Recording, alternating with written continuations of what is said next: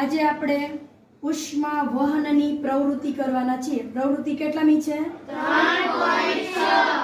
ઉષ્મા પ્રસરણના 3 પ્રકાર છે: ઉષ્મા વહન, ઉષ્માનયન અને ઉષ્માવિકિરણ. બરાબર છે?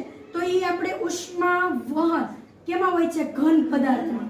એ શું કહે છે કે ભાઈ કોઈ પણ ઘન પદાર્થ છે સંપર્કમાં આવે એટલે એ શું થાય છે કે ભાઈ એનું જે અણુઓ જે છે એક પછી એક ગરમ થાય છે. અહીંયા મેં શું કર્યું છે? ખીલીઓ એક પછી એક લગાવેલી છે. બરાબર છે? તો તમે જોશો કે આપણે અહીંયા ગરમ કરીએ, બરાબર છે તો ગરમ કરીએ છીએ તો તમે જોજો કે સૌથી પહેલી ખીલી કઈ પડશે?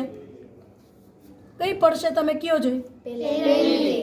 આ જો આનું મીણ ઓગળવા માંડ્યું છે, આ પહેલી, કારણ કે આ પાર્ટ અહીંયા પહેલો ગરમ થાય છે.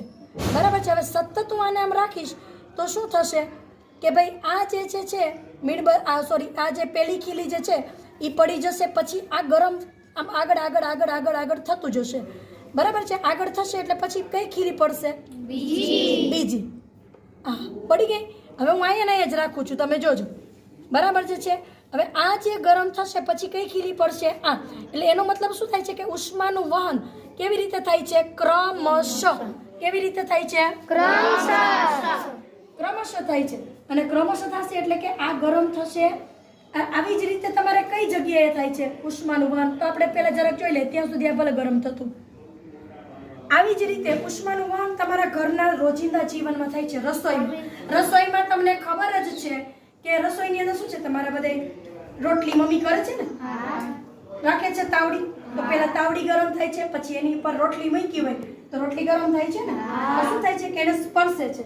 આવી જ રીતે તમારા દરેક વાસણ જે છે કયા પ્રકારથી થાય છે? ઉષ્મા વહન. કેનાથી થાય છે?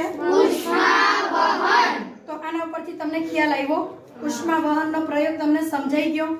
બરાબર છે? હવે આપણે આને આમનું કન્ટિન્યુ રાખશું એટલે તમે જોતા જશો કે ભાઈ પહેલા આ પડશે, પછી આ પડશે, પછી આ પડશે. સમજાય છે વાતને? કે ઘન પદાર્થોમાં ક્રમશઃ ઉષ્માનું વહન થાય છે. ઓકે.